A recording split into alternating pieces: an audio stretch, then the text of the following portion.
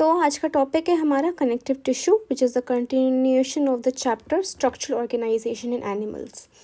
In part 1, we saw that there are 4 major tissue systems that are present in the body of a higher complex living organism, which are epithelium tissue, connective tissue, muscular tissue और neural tissue. तो आज हम connective tissue पढ़ेंगे. Connective tissue comprises about 30% of the body weight of an individual. और NCERT कहती है it is the most widely distributed tissue of the body, it is the most abundant tissue of the body. तो ये हमें ध्यान में रखना है पॉइंट.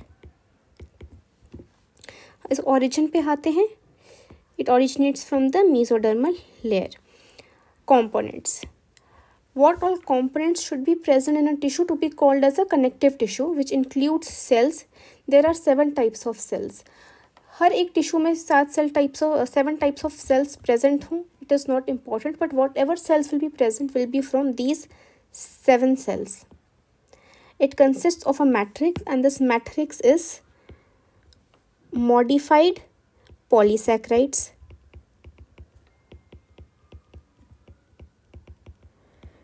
जिसका ही एक्सपेंडेड वर्जन है म्यूकोपॉलीसैकेराइड्स प्लस hyaluronic acid. तो NCERT ने मॉडिफाइड पॉलीसैकेराइड्स बोला है, वो इम्पॉर्टेंट है. और हमारे पास होते हैं 3 टाइप्स ऑफ फाइबर्स. तो हम एक एक करके ये सारे कंपोनेंट्स देखेंगे, और क्योंकि इन्हीं कंपोनेंट्स से we will understand the classification of the connective tissue. All the diagrams that are given in the textbook are based on these components only. तो हम cells, we will start with the cells, the 7 types of cells. हम उनका basic diagram देखेंगे और उनका basic function देखेंगे. ये exactly NCERT में गिवन नहीं है, but we will take 5 minutes to study this, because ये डायग्राम्स को अंडरस्टैंड करने में ज़रूरी है, और कहीं ना कहीं सेल्स के नाम दिए हुए हैं, हमें वो समझने के लिए ज़रूरी है. इनको बिना पढ़े will straight away jump to the topic, फिर हमें कुछ भी समझ नहीं आएगा. तो first you will learn about the cells. सबसे पहले आते हैं fibroblasts. Fibroblasts are the most important cells of the connective tissue because they are the most abundant and they are the chief matrix producing cell. जो cells होते हैं वही matrix secrete करते हैं, वही फाइबर्स सिक्रीट करते हैं. तो जो फिब्रोब्लास्ट्स हैं ये चीफ मैट्रिक्स प्रोड्यूसिंग सेल्स हैं, ये मोस्ट अबंडेंट सेल्स हैं, and also very important these are undifferentiated cells. मतलब कि कोई भी और सेल्स का फॉर्म ले सकते हैं, उनका फंक्शन कर सकते हैं, जो हम आगे देखेंगे कैसे. अभी अनडिफरेंशिएटेड सेल्स हैं, चीफ मैट्रिक्स प्रोड्यूसिंग सेल्स हैं, मोस्ट अबंडेंट सेल्स हैं. अगर हम इसके डायग्राम में आएँ तो ये बहुत ईजिली रिकोगनाइजेबल होते हैं कि हाँ ये हम फिब्रोब्लास्ट्स हैं. बहुत ईजी होता है इन्हें रिकोगनाइज करना, बिकॉज सी इनका एक इरेगुलर स्ट्रक्चर होता है, एंड इनकी साइटोप्लाज्मिक प्रोसेसेस होते हैं. ये पूरा ये साइटोप्लाज्म में है और ये एक्सटेंड हो रहा है, प्रोसेस बना रहा है. ये ब्लू न्यूक्लियस है, and these red colored structures are collagen fibers. These are one of the fibers that are present in the connective tissue. ये उनको भी सिक्रीट करता है, सबसे ज़्यादा कोलेजन को सिक्रीट करता है, बाकी फाइबर्स को भी सिक्रीट करता है. तो ये हमारा फिब्रोब्लास्ट है. Coming to macrophages. Macrophages are phagocytic. जो भी सेल डेब्रिस होगी, डेड सेल्स होंगे, डेड स्ट्रक्चर्स होंगे, इनको वो फैगोसाइटोस करता है macrophages. It is kidney shaped. ये इम्पॉर्टेंट है, ये हमें डायग्राम में आइडेंटिफाई करने के लिए हेल्प करता है कि कौन सा मैक्रोफेजेस है. Then we have the mast cells. Mast cells are the second matrix producing cells. Fibroblast के बाद जो मैट्रिक्स प्रोड्यूस करते हैं वो होते हैं mast cells, and these are S shaped. They also release many other chemicals, but that is not important for this chapter or exam. उसके साथ ही मैक्रोफेजेस के बारे में एक और point. These are also the second most abundant cells after fibroblasts. And mast cells are third most abundant cells after fibroblasts.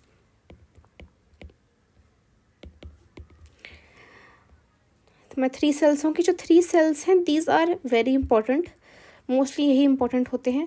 उसके बाद हम आते हैं एडिपोसाइट्स.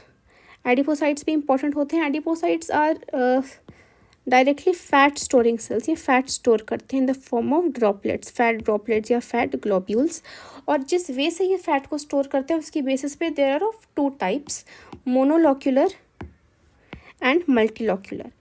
मोनोलॉक्यूलर में क्या होगा, एक सेल होगा और उसके में एक बड़ा सा फैट का ड्रॉप होगा. तो ये देखो येलो कलर का बड़ा सा फैट का ड्रॉप है, बिकॉज ये बीच में आ जाता है, साइटोप्लाज्म पेरिफेरल हो जाता है, nucleus spread across the cell wall, cell membrane, तो वो हमारा फ्लैटेंड हो जाता है. This is a classical structure of a monolocular adipocyte. हमारे पास आता है फिर मल्टीलॉकुलर एडिपोसाइट. मल्टीलॉकुलर एडिपोसाइट्स में मल्टीपल फैट ड्रॉप्स होंगे, क्योंकि मल्टीपल है. Are cytoplasm does not become peripheral, वो सब कहीं स्कैटर्ड है और न्यूक्लियस भी बीच में होगा कहीं पे ऐसे, है ना. अब यहाँ पे इम्पोर्टेंट बात ये है इन्फॉर्मेशन के लिए कि जहाँ पर भी साइटोप्लाज्म ज़्यादा होगा लॉजिकली, वहाँ पे हमारे माइटोकॉन्ड्रिया ज़्यादा होंगे. And more the mitochondria, more will be the energy.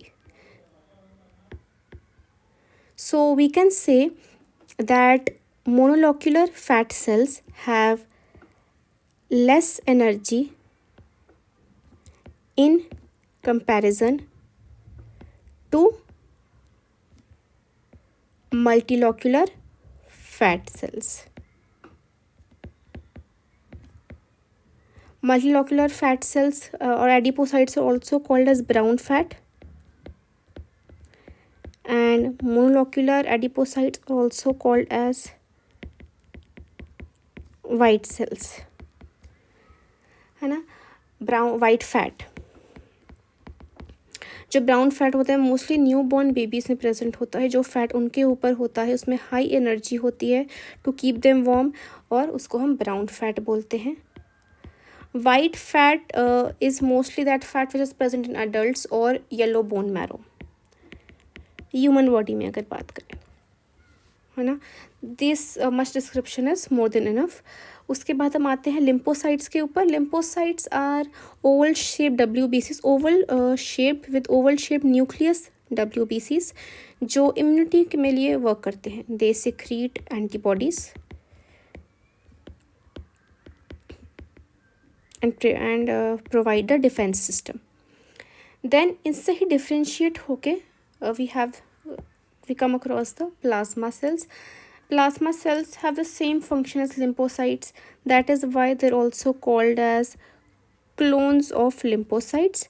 इनका distinguishing feature क्या है, that they have a nucleus that looks like a cartwheel or spoke wheel. बस. And then we have last cell, mesenchymal cell.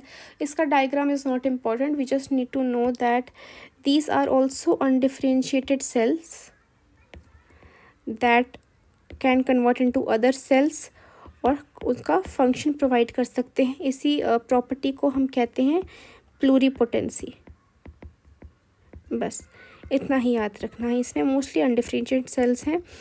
जो last के हमने 3 sales की मैंने बात करी, lymphocytes, plasma cells and mesenchymal cells, these are not very important. The important cells for fibroblast, macrophages, mast cells and adipocytes, जो mostly हमें diagram में दिखते हैं और उसकी लेबलिंग भी आती है और उसकी डिस्क्रिप्शन भी आती है. तो ये हमारे सेल्स के बारे में हो गया.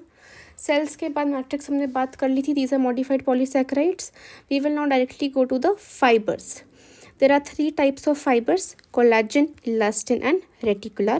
Collagen are also called as white fibers. These are very strong fibers. ये strong fibers होते हैं और ये maximum fibers होते हैं, है ना. और ये कैसे present होते हैं ये important है. ये ऐसे bundles में present होंगे. These black ones what I am drawing are collagen fibers. These will be present in bundles and they don't have branches. They are present parallelly in bundles. Next, ये वाला collagen fibers था. Then we have elastin which are also called as yellow fibers. They are, नाम ही elastin है, they provide elasticity. Collagen was strong so it provided strength. These elastin yellow fibers, they provide elasticity and flexibility.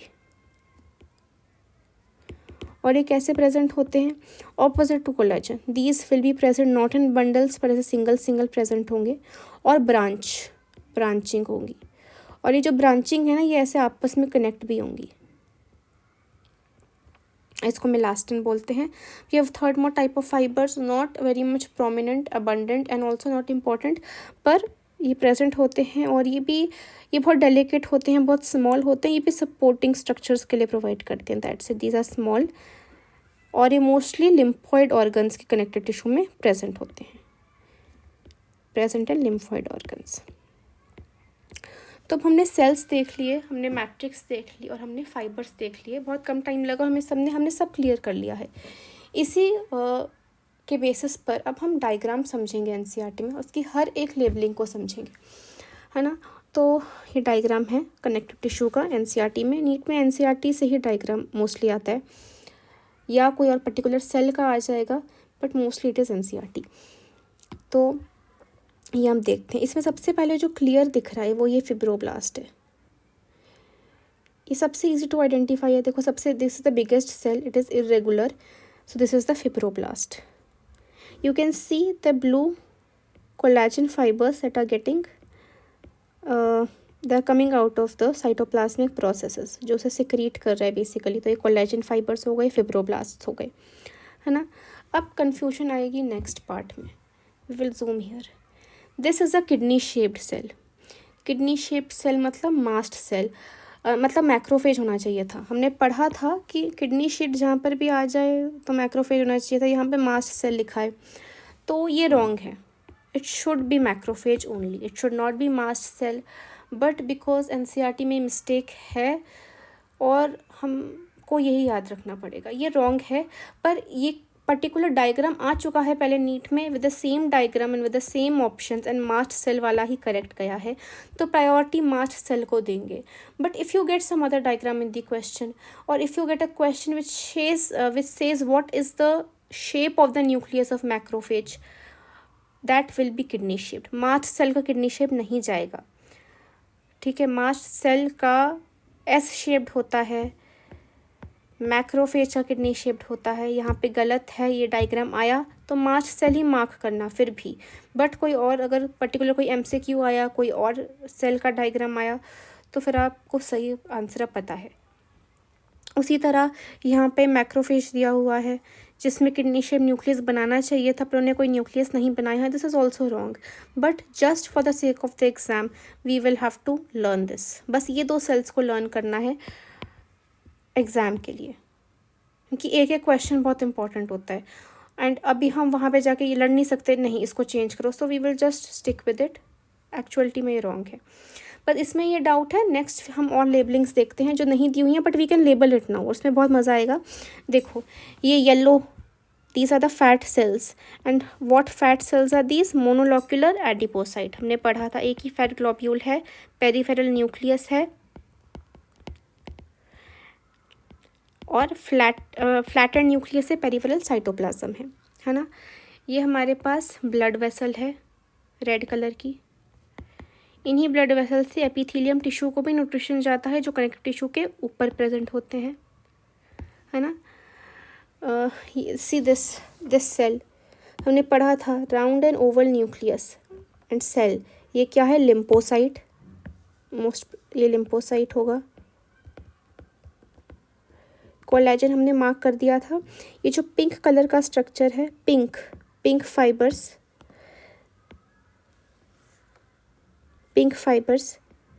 These are elastin. देखो ये singly present है. Just compare it with collagen is present in bundles, elastin is present singly. और देखो इसके जो branches हैं, they are connecting with each other. See these branches is connecting.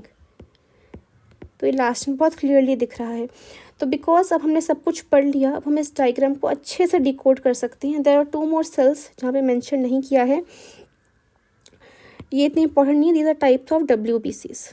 ये दोनों WBCs हैं, ये वाले भी, and this is also WBC.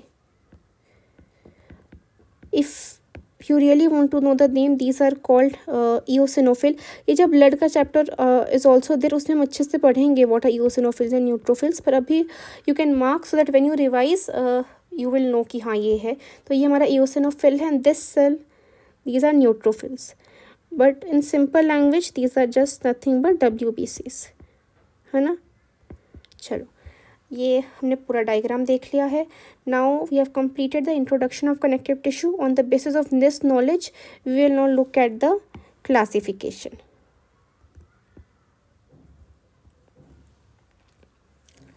Classification of connective tissue सबसे पहले किस बेसिस पे होती है? सबसे पहले सिंपली डिवाइड होता है connective tissue into simple connective tissue and specialised connective tissue on the basis of nature of matrix.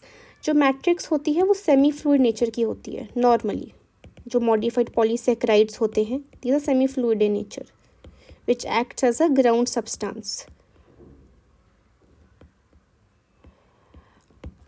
पर जब ये मैट्रिक्स सेमी फ्लूइड से हटकर डेविएट होके कोई और नेचर की बनती है, लाइक सॉलिड और liquid, we call it as a specialised connective tissue. So the first classification of the basis of matrix, simple and specialised.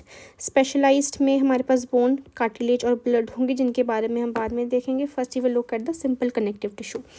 Simple connective tissue is again divided into loose connective tissue and dense connective tissue on the basis of the amount of matrix and fibres.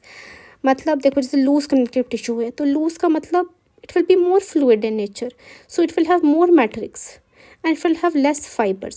Whereas dense connective tissue, because it is more towards the denser side, it will have more fibers for more packing and less matrix. ये इसका classification का basis है. Furthermore, the simple connective tissue is divided, the loose connective tissue is divided into areolar connective tissue and adipose connective tissue, and a dense connective tissue is divided into the white fibrous connective tissue and yellow fibrous connective tissue. ये जो division है dense connective tissue की, it is on the basis of the type of fibres present in the connective tissue. जिसकी ज़्यादा abundance होगी उस type के हमारे फाइबर्स हमारे टिश्यूज़ प्रेजेंट होते हैं, white fibrous and yellow fibrous. And this white fibrous and yellow fibrous are again further divided into regular connective tissue and irregular connective tissue on the basis of the arrangement of fibers and cells. तो हमारे पास जो cells और fibers थे वो regular parallel pattern में present हैं, तो वो regular होगा.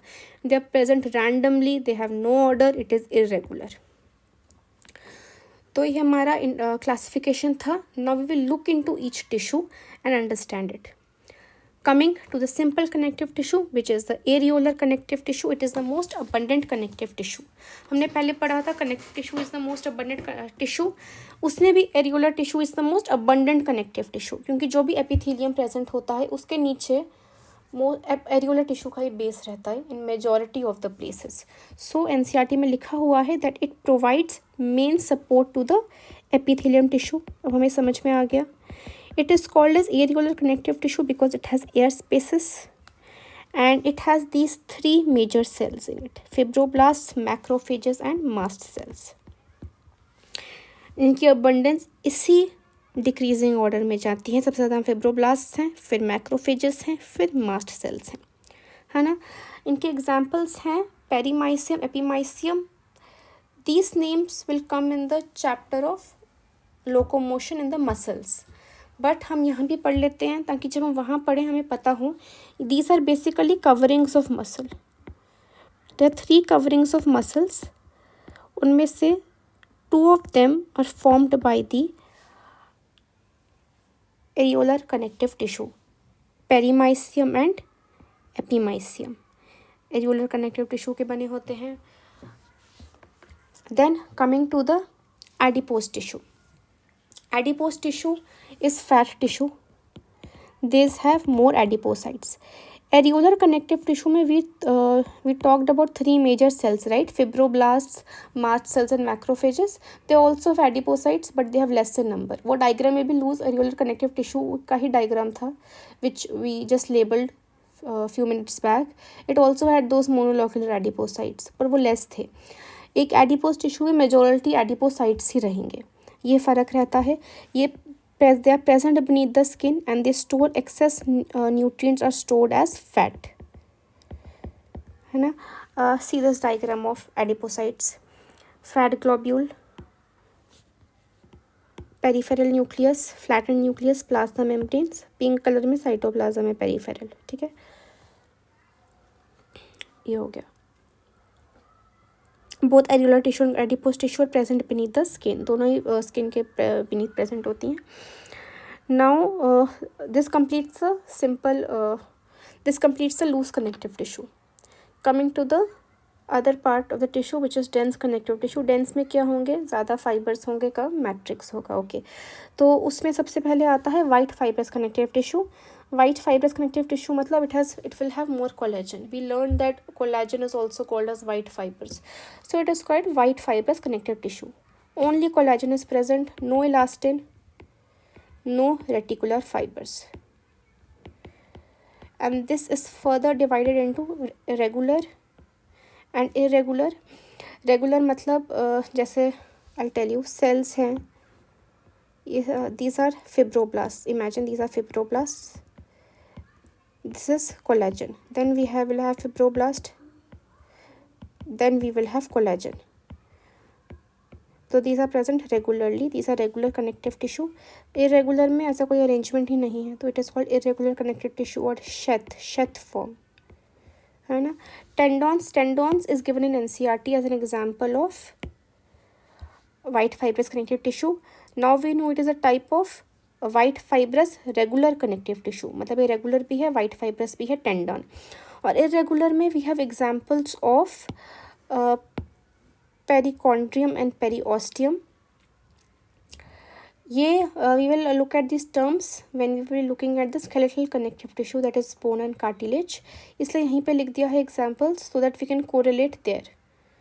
These are coverings of the cartilage and bone respectively, and they are formed of irregular form of white fibrous connective tissue. और भी examples होते हैं white fibrous connective tissue के, but related to exam this much is enough. Pericardium भी होता है, वो भी याद कर सकते हैं, which is the covering of the heart, is also formed by white fibrous connective tissue, irregular form. फिर हम आते हैं येलो fibrous connective tissue पर. येलो fibrous connective tissue में elastin होगा, majorly elastin is present and less collagen is present. It is not absent.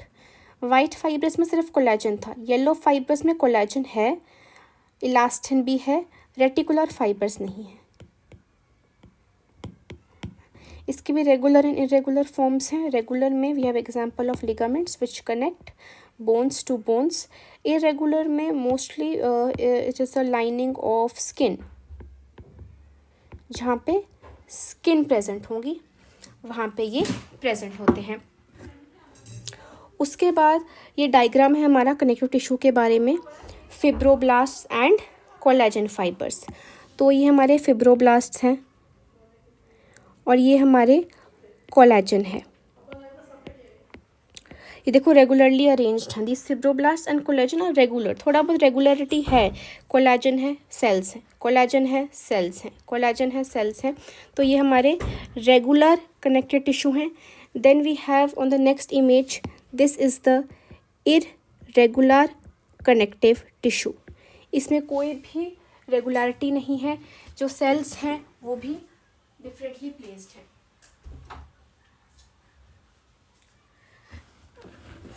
With this we complete the dense connective tissue and the entire simple connective tissue.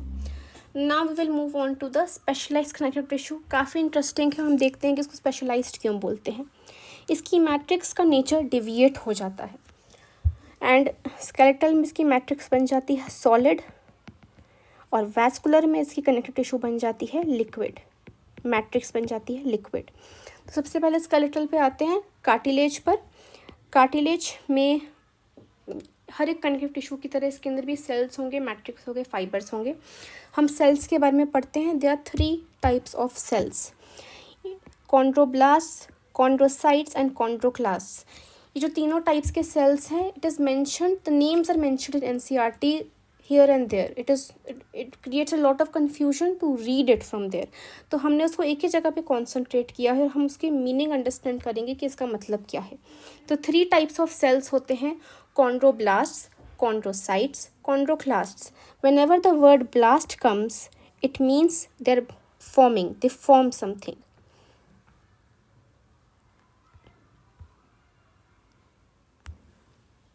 These are cartilage forming. And whenever chondrocyte comes, these are the mature forms of cartilage. And chondroclasts are cartilage destroying. These are the cartilage destroying cells. ये 3 types of cells होते हैं. यही matrix secrete करते हैं. And these are formed from fibroblast. In the starting we read that fibroblast are undifferentiated cells that can form into other cells. So यही fibroblast होते हैं. ये फिब्रोब्लास्ट होते हैं. They convert into chondroblasts and form the matrix of the cartilage, which is solid, pliable and avascular. The word pliable is the most important one. It pliable का मतलब something that resists compression.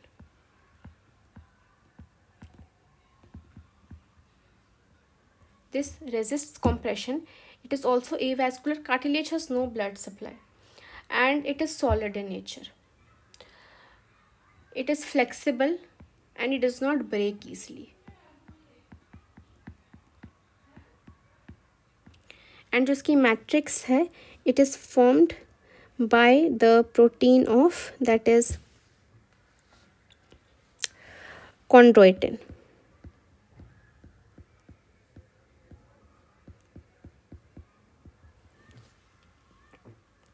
अब NCERT में ये diagram दिया हुआ है cartilage का और इसको एकदम से देखने में काफ़ी डिफ़िकल्टी होती है कि एग्जैक्टली क्या है. तो हम क्या करेंगे, हम एक कार्टिलेज का अलग से सेक्शन लेंगे और उसको थोड़ा सा देखेंगे 5 मिनट्स लगा के और फिर हम डायग्राम के ऊपर वापस आएंगे और उसको लेबल करेंगे. उससे ईजी होगा और कॉन्फिडेंस आएगा जो हम पढ़ रहे हैं. तो हम आते हैं कार्टिलेज के ऊपर. कार्टिलेज पहले हम this was a cartilage, we cut it from between and we took one section from it. We took one section from it and we are eating it to make it easy, है ना. तो हम इसमें आते हैं. This is the cartilage. The blue cells that you can see on the top, these are chondroplasts. They form the matrix. They form from the fibroblasts. Okay. तो ये matrix ऐसे फॉर्म करते हैं. They form matrix and they move forward. फिर वो एक layer की matrix बनाते हैं, फिर वो मूव फॉरवर्ड करते हैं. ऐसे ऐसे ऐसे ऐसे they keep on moving forward. So as they are moving forward they get matured and they get differentiated. Their activity reduces and they form chondrocytes. तो and they get trapped inside the matrix itself. तो वो आ रहे हैं, matrix बना रहे हैं ऐसे ऐसे ऐसे ऐसे एंड वहीं पे ट्रैप हो गए. In the group of 1 to 4 cells, they get trapped inside the matrix. These small greens are chondrocytes and they get trapped inside the matrix and form a group of 1 to 4 chondrocytes which are lacunae. ये जो lacuna word था ये NCERT में given था. Now it creates confusion as to why it is there. So हमें समझ में आ गया कि lacuna कहाँ है. वो एक group of 1 to 4 chondrocytes हैं. वो कैसे बना, जब chondroblast matrix बना रहे थे तो वो differentiate हो गई, उनकी activity reduce हो गई और वो matrix में ही trap हो गए, है ना. ऐसे ही ऐसे ऐसे करके ये पूरी मैट्रिक्स बन जाती है. तो पिंक वंस ये शोन एज द मैट्रिक्स, है ना. ये जो ग्रीन ऊपर की लेयर है, it is the perichondrium which is the outer covering of the cartilage formed by the white fibrous connective tissue. It is avascular in nature. The cartilage is avascular in nature but the perichondrium has blood supply. Only the perichondrium has blood supply. बस वहीं तक blood supply होता है. तो हमें cartilage के बारे में पता चल गया. we know about what is lacuna, what are chondrocytes, what are chondroblasts, है ना। तो अब हम देखते हैं हमारा diagram. This is the diagram. This cell is a chondrocyte. No, ये कॉन्ड्रोसाइट है, ये भी एक कॉन्ड्रोसाइट है ना। और ये ग्रुप, और ये जो आसपास ग्रुप है इसको हम लैक्यूने बोलते हैं। तो now we can label it a bit more properly. This whole thing is a lacuna. This lacuna is consisting of two chondrocytes in this diagram. This is one chondrocyte, this is second chondrocyte, है ना। इस diagram में chondroblast दिखाया ही नहीं, तो समझ में ही नहीं आता है कॉन्ड्रोसाइट आया कहाँ से। Only the middle part is taken. What we were looking at this diagram, NCERT ने इसको ही यहाँ से ऐसे काट के ये वाला हमें दिया है, this part, this. So we have to only label this now. So now we know this is the lacuna, this is the chondrocyte, और इसके आसपास these lines, these are the matrix. इसी मैट्रिक्स में तो वो ट्रैप हुए हैं, और मैट्रिक्स किसकी बनी होती है, कोलेजन की। तो यहाँ पे कोलेजन मार्क किया हुआ है। तो यही पूरा स्ट्रक्चर है कार्टिलेज का। और अब we will not confuse it with the bone. When you will read bone, उसका भी हम ऐसे ही देखेंगे, या फिर हमें दोनों डायग्राम्स को पता चल जाएगा एग्जैक्टली वो क्या है ना। तो हम नेक्स्ट जाते हैं, कार्टिलेज हो गए। टाइप्स ऑफ कार्टिलेज पे आते हैं। एनसीईआरटी में काफ़ी एग्जांपल्स दिए हुए हैं कार्टिलेज के। तो mostly there are 4 types of cartilage: hyaline cartilage, elastic cartilage, white fibrous cartilage and calcified cartilage. इसकी बेसिस इस पर ही है कि इसका मैट्रिक्स किस टाइप का है, उसी पर बेस्ड है। पर we will not go much detail into classification. Our main aim is to understand the examples and to learn the examples. तो जो हमारी हाइलिन कार्टिलेज है वो हमारी मैक्सिमम होती है। It is the most common and maximum cartilage present in our body. Then we have elastic cartilage. Elastic cartilage is present, this is the examples. They are present in the tip of the nose, outer ear joints, and this is flexible.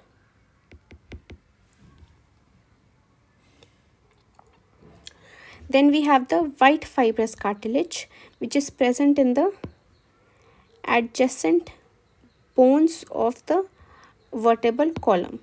दो vertebrae के बीच में we have the intervertebral space और the disc, intervertebral disc. तो उसी में ही ये कार्टिलेज प्रेजेंट होती है, white fibrous cartilage. One more example of white fibrous cartilage, this is not white fibrous connective tissue, this is white fibrous cartilage. और इसके इम्पॉर्टेंट एग्जाम्पल्स हैं vertebral column and pubic symphysis, the joint between the hip bone, simple language में। And next we have the calcified cartilage, which is modified form of hyaline cartilage, which are found in bones, the weight bearing bones like humerus, the arm bone, limb bones, उसमें ये present होते हैं। तो इससे हमारा cartilage cover होता है। इसमें इम्पॉर्टेंस थी डायग्राम को समझना, लैक्यूने, कॉन्ड्रोसाइट्स के बारे में समझना, एग्जांपल्स को समझना, and to understand the nature of matrix. Pliable word is the most important. Now coming to the next, another type of skeletized connective tissue which is called as the bone. Bone के भी वही 3 cells होंगे जो which will be derived from the fibroblast. These are osteoblasts, osteocytes, osteoclast. By now we know the blast means it is matrix forming or bone forming. Osteocytes means they are the matured form of the osteoblast, and osteoclast means they are the bone destroying cells. अभी you must be curious, ये osteoclast कहाँ पे use होता है. तो suppose is a fracture, then we have to the bone is then again formed. While the bone is being formed, a part of bone has to be destroyed. कुछ cells को destroy करना पड़ता है. We have to model it again, in that osteoclast is used. तो osteoclast की अपनी importance होती है, इसकी और भी जगह importance होती है. We will look about that later. अभी the most important part we have is the osteoblast and the osteocytes. इसकी मैट्रिक्स होती है the matrix of cartilage chondroitin. The matrix of bone has calcium salts and collagen. इससे ही strength आती है। Calcium के अलग अलग फॉर्म्स होते हैं, calcium phosphate, maximum, calcium sulphate and calcium sulphide. Magnesium salts भी प्रेजेंट होते हैं, है ना। इसकी मैट्रिक्स होती है hard and non pliable. Just look at the difference, look at the difference between the matrix of cartilage and bone. पूरा difference है। कार्टिलेज प्लायबल था, बोन नॉन प्लायबल है। कार्टिलेज ए वैस्कुलर था, बोन वैस्कुलर है। Bone is one of the most vascular structures of the body, है ना। अब non pliable का मतलब ये ब्रिटल है, it easily breaks. Cartilage was pliable, it did not break easily, है ना। जैसे हमने कार्टिलेज देखा था उसी वे से we will look at the bone. This was a bone and we took a section and now we were going to look at the section in detail, है ना। थोड़ा सा इस डिफरेंस आता है कार्टिलेज और बोन में, and the way the lacuna is arrange. इसमें भी लैक्यूना होगा, लैक्यूना के अंदर ऑस्टियोसाइट होगा, पर वो जिस तरह से अरेंज्ड है वो थोड़ा डिफरेंट होता है। तो सबसे पहले सेम है, ये ब्लू सेल्स हैं, this blue cells osteoblast, they form the bone, है ना। सिमिलरली ये ऐसे मूव फॉरवर्ड करेंगे, मैट्रिक्स बनाएंगे, है ना, और ये एम्बेड हो जाएंगे। पर ये किस तरह से एम्बेड होंगे? इन अ सर्कुलर फैशन, है ना। द पिंक जो डॉट्स आप देख रहे हैं, दीज आर नॉट लैक्यूना, ये ब्लड वेसल्स हैं, ये कैनाल्स हैं जिसको हम बोलते हैं हैवर्शन कैनाल, जिनके अंदर ब्लड वेसल्स होते हैं।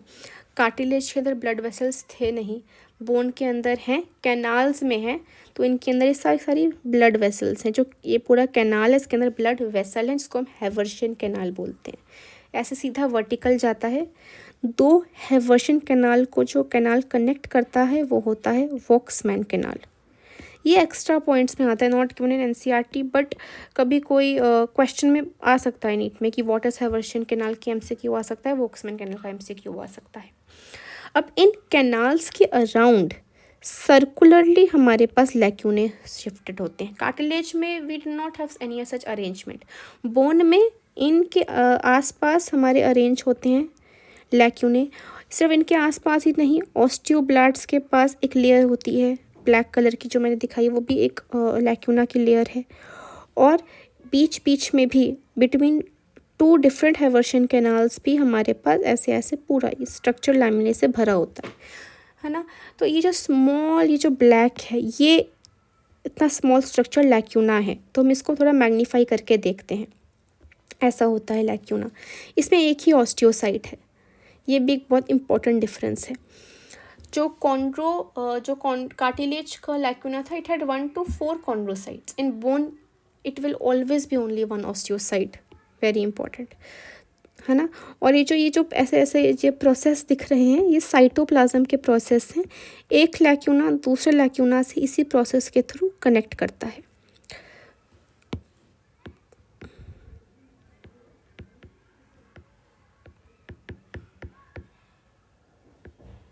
ये हो गया, है ना। तो ये हमारा बोन का स्ट्रक्चर हो गया। जो अब हमें समझ में आ गया difference between a bone and a cartilage and how the osteocytes are arranged, ये भी क्लियर हो गया। अब हम एनसीईआरटी का एक डायग्राम देखते हैं जो हमें क्लियर होगा। ये देखो, और now we know this is the Haversian canal, this is the basically the blood vessel. Blood vessel वो एक कैनाल, इसके अंदर ब्लड वेसल होते हैं, नर्व्स होती हैं, ये वो हैं। और उसके अराउंड ये जो देख रहे हो, ये ऐसे cross shape star shape lacuna है। ऐसे इसके अंदर एक ऐसे ऑस्टियोसाइट्स होकर ऐसे ऐसे ऐसे ऐसे ऐसे है, ये अरेंज्ड है ना।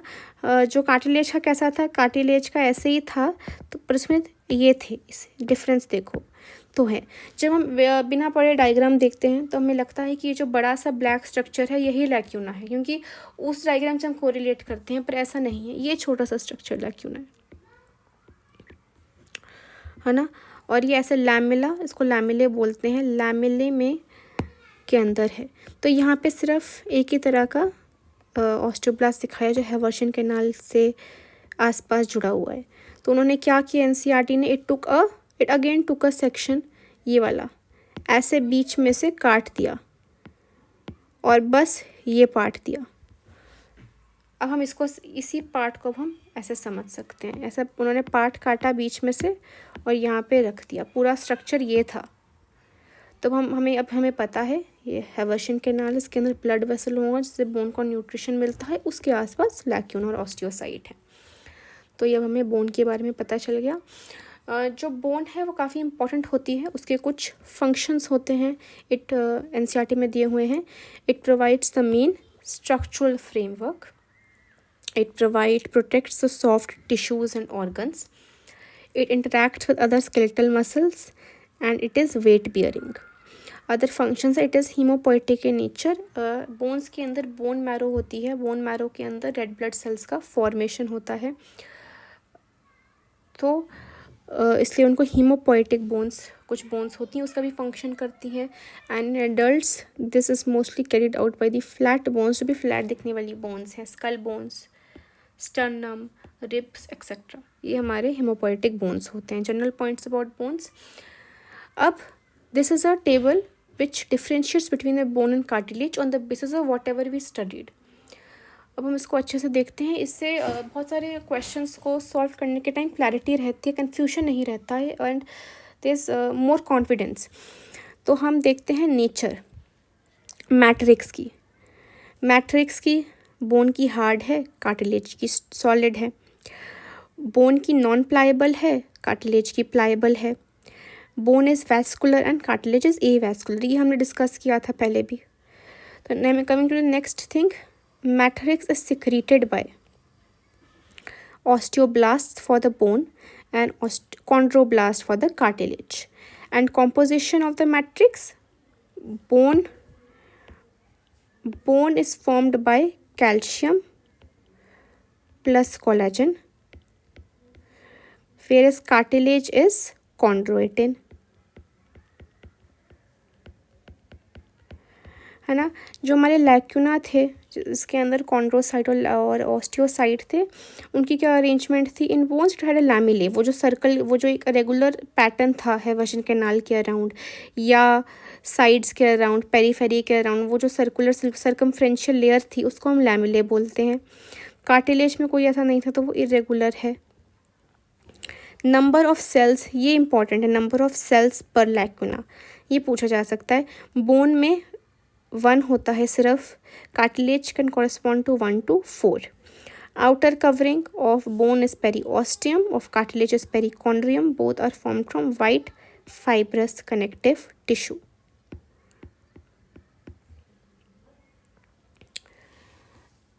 We complete the skeletal connective tissue. One last topic is left, which is vascular connective tissue, मतलब blood, which is also a specialized connective tissue.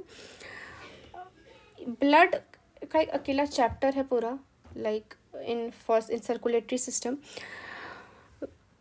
But तो हम यहाँ इस right now we will only look which is important for this chapter, later you will discuss it in detail. तो like any other connective tissue, it has cells, red blood cells, WBCs and platelets. It has a matrix which is plasma, which forms 55% of blood. Cells forms 45% of blood. They are called as formed elements. Blood has no fibers, or है ना. So and it's also a false connective tissue. Why is it a false connective tissue? सबसे पहले तो it does not have any fibers. One more important thing, the matrix of blood, which is the plasma, is not secreted by the cells. Matrix is not secreted by RBC or WBC in platelets. But when we talk about other connective tissues like areolar connective tissue, adipose connective tissue, any other tissue, even bone and cartilage, the matrix, whether it was semi-fluid, whether it was solid, it was secreted by its own cells. खुद के ही sales secrete करते थे blood में. It does not work that way. Cells do not secrete their matrix. Liver secretes the matrix of blood. Liver secretes the plasma of blood. तो blood is an exception for both the reasons. That's why it is called as a false connective tissue, है ना. Its functions include transport of gases and nutrients and waste. जो भी connective tissue होता है, it is called as connective tissue because of its special function of linking and supporting other tissues.